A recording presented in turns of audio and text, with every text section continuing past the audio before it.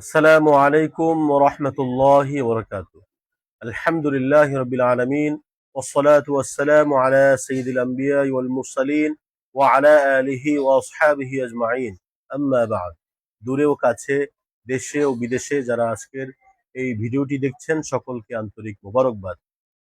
সম্মানিত দর্শকবৃন্দ, হজের ধারাবাহিক আলোচনার তৃতীয় পর্বে আমরা উপনীত হয়েছি। তৃতীয় পর্বের বিষয় হলো সামর্থ্য থাকা সত্ত্বেও হজ আদায় না করার শাস্তি। সম্মানিত দর্শকবৃন্দ, মহান আল্লাহ সুবহানাহু ওয়া তাআলার পক্ষ থেকে হজ সামর্থ্যবান বান্দার উপর একটি ফরজ আমল, যা আমরা এর আগের ভিডিওতে অর্থাৎ হজের দ্বিতীয় পর্বে সূরা আলে ইমরানের ৯৭ নম্বর আয়াত এবং প্রিয় নবী সাল্লাল্লাহু আলাইহি সাল্লামের একটি হাদিসের মাধ্যমে জানতে পেরেছি সামর্থ্যবান ব্যক্তি যে মানিস্তাতা ইলাইহি সাবিলা, যে সামর্থ্য রাখে হজে যাওয়ার, তার উপরে আল্লাহ তাআলা কি করেছেন? হজ আবশ্যক করেছে। সেই আবশ্যক হওয়া বান্দা বা সেই আবশ্যক হওয়া ব্যক্তি যদি হজ না করে তাহলে তার জন্য কি শাস্তি?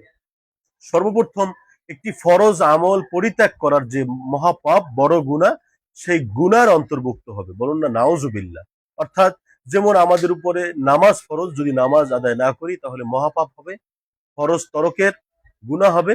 ঠিক তেমনি হজ যদি আমাদের উপরে ফরজ হয়ে থাকে, সেটা যদি আমরা সময়কালে বা আমাদের জীবদ্দশায় না করে থাকি, বড় গুনাহের অন্তর্ভুক্ত হব এবং কবিরা গুনাহের অন্তর্ভুক্ত হব, ফরজ ত্যাগের গুনাহের অন্তর্ভুক্ত হব। দ্বিতীয়ত, প্রিয় নবী সাল্লাল্লাহু আলাইহি ওয়াসাল্লাম বলেছেন, যার উপরে হজ ফরজ হয়েছে সে যদি হজ আদায় না করে, সে ইহুদি বা খ্রিস্টান হয়ে মারা যাবে, সেক্ষেত্রে আমার কোনো আসে যায় না।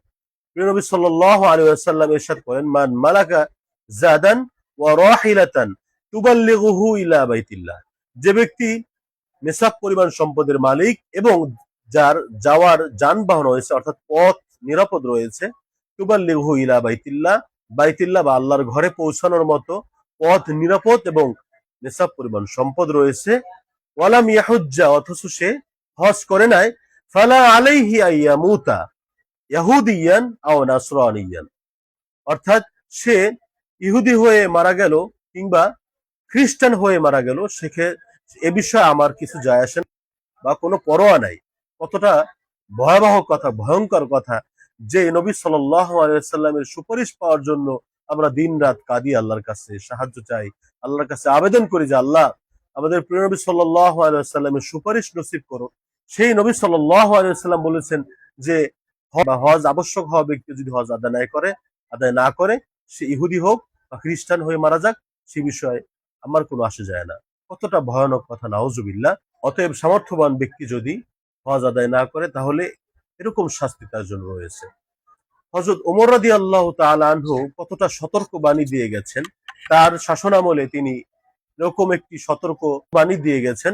সে বলেন যে আমি ইচ্ছা করি বা আমার আশা হয় বা আমার খুব ইচ্ছা হয় যে আমি বিভিন্ন লোকালয়ে, বিভিন্ন জায়গায় আমি কিছু লোক পাঠিয়ে দেখি যে সামর্থ্য হওয়া সত্ত্বেও কে কে হজ করছে না, তার উপরে জিজিয়া কর আরোপ করি। তাহলে কতটা সতর্ক বাণী, যে হজ সামর্থ্য বা হজে যাওয়ার সুযোগ থাকা সত্ত্বেও, সামর্থ্য থাকা সত্ত্বেও যে ব্যক্তি হজ করবে না, তার উপরে ওমর রাদিয়াল্লাহু তাআলা আনহু জিজিয়া কর আরোপ করার মতো একটি সতর্ক বাণী দিয়ে গেছেন।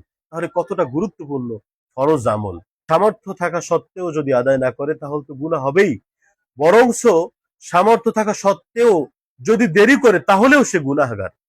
ওলামা একরাম, বিশিষ্ট মুহাক্কিক আলেমগণ বলেছেন যে মান ওয়াজাবা আলাইহিল হাজ্জু ওহুয়া মুস্তাতিউন, যার উপরে হজ ফরজ হয়েছে, ওহুয়া মুস্তাতিউন, এবং সে হজে যাওয়ার মতো সামর্থ্যবান ব্যক্তিও, ওয়াখরাহু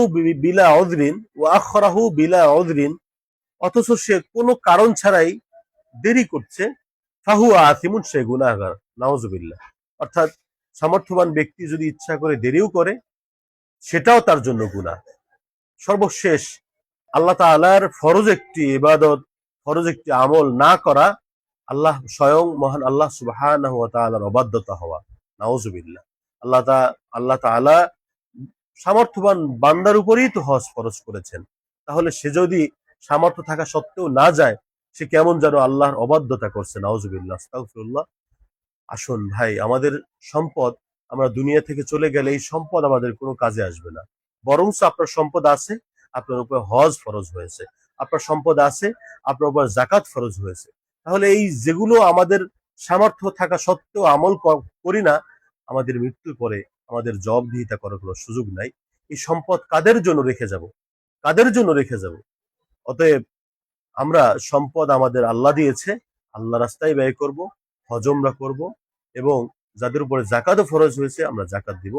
আসুন আমরা যাদের উপরে হজ ফরজ হয়েছে এবছর সুযোগ না থাকলে ইনশাআল্লাহ আগামী বছর অবশ্যই আমরা হজের নিয়ত করব। আল্লাহ রাব্বুল আলামিন সকলকে হজ্জে মাবরুর নসিব করুন, আমিন। ওয়া আখিরু দাওয়ানা আলহামদুলিল্লাহি রাব্বিল আলামিন। আসসালামু আলাইকুম ওয়া রাহমাতুল্লাহি ওয়া বারাকাতুহু।